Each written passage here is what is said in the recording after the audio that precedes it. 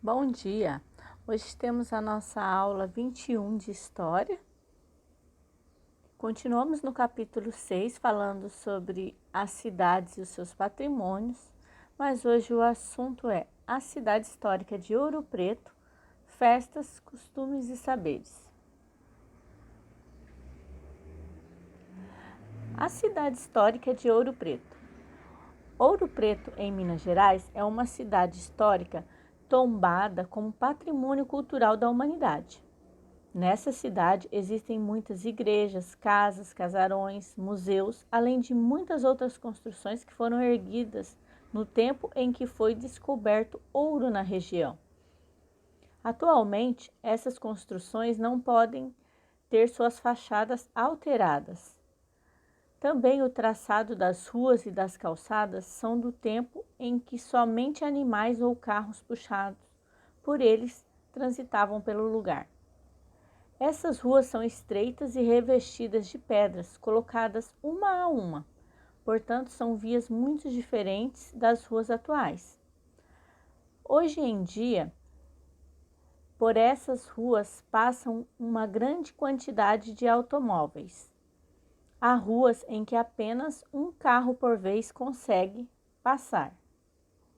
Então, aqui nós podemos ver que temos a palavra tombada e essa palavra está destacada, sublinhada. Vamos ver o que significa tombada, porque Ouro Preto, foi tombada como patrimônio histórico cultural da humanidade. Então, tombada é que tem valor cultural, reconhecido e registrado pelas autoridades.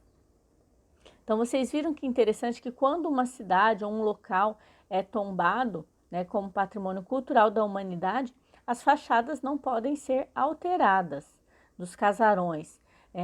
Tem que manter, as características de quando essas casas foram construídas. Não podem haver grandes alterações, somente restaurações, preservar como está. Dependendo do local, até cores, dependendo da cor, não pode ser mudada, tem que ter um padrão de cores, Então, isso é preservar uma história de uma cidade. E Ouro Preto,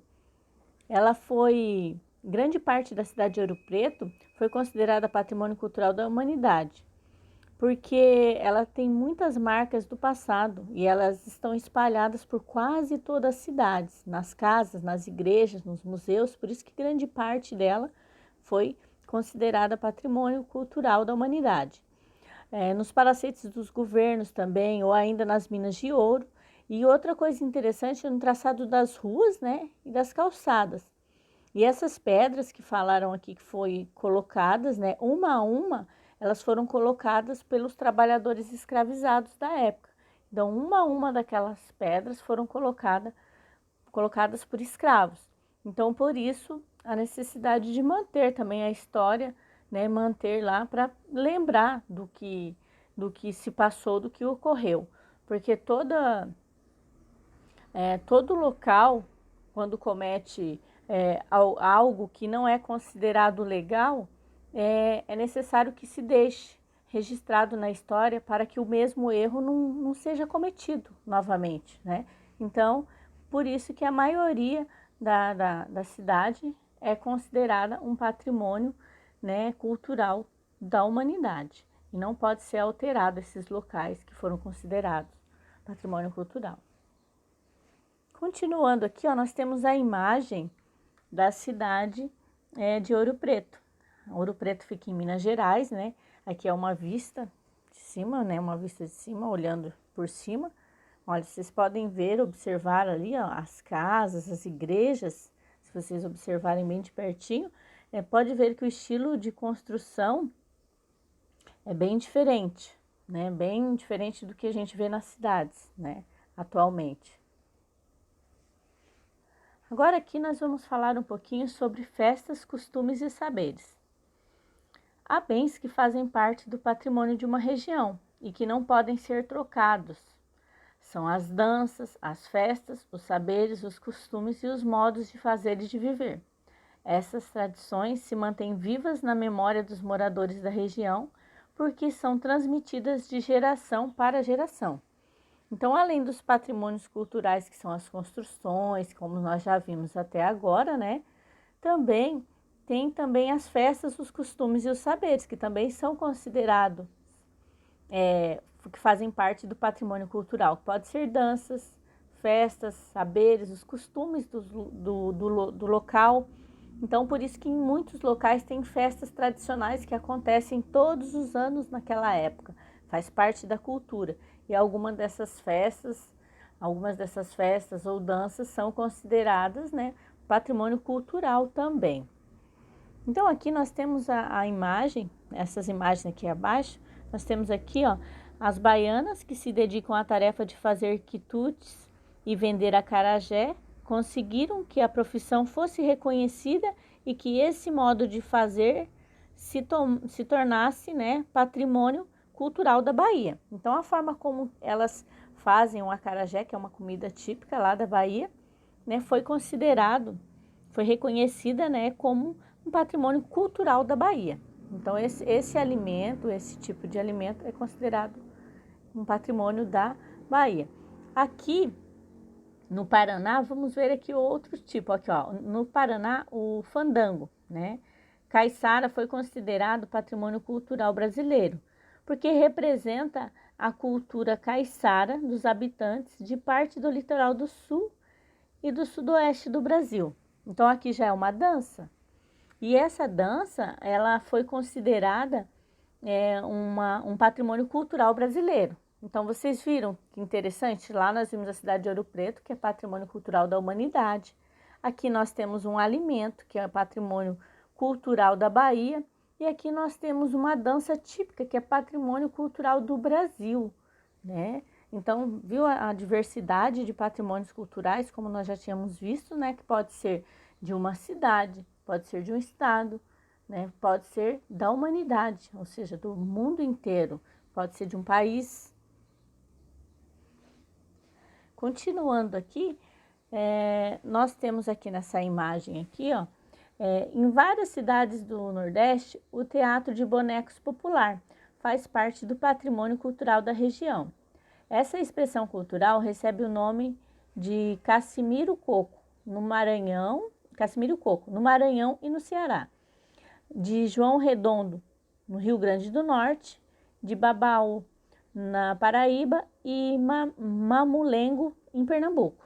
Então, esse aqui é o teatro de bonecos, que recebe um nome diferenciado em cada uma das regiões e também é considerado um patrimônio cultural daquela região, né, do Nordeste. Aqui nós temos a viola de coxo. É um instrumento musical com uma sonoridade única, produzido pelos mestres cururueiros, de forma artesanal e com matérias-primas da região do centro-oeste do país. Então, aqui é um instrumento musical feito artesanalmente, ou seja, ele não é industrializado. Pode ver que tem ali uma pessoa e ela está produzindo esse instrumento musical à mão, né? E ele só tem esse som que eles falam, né? Que ele tem uma sonoridade única porque ele é produzido à mão, não é industrializado. Aqui nós temos o queijo de Minas. O modo artesanal de fazer queijo de Minas é um conhecimento tradicional e um traço marcante da identidade cultural das regiões do Cerro, da Serra, da Canastra e do Salitre. Então, aqui também é uma outra cultura, né? A forma de fazer o queijo de Minas. E aqui ao lado, por último, nós temos o Círio de Nossa Senhora de Nazaré.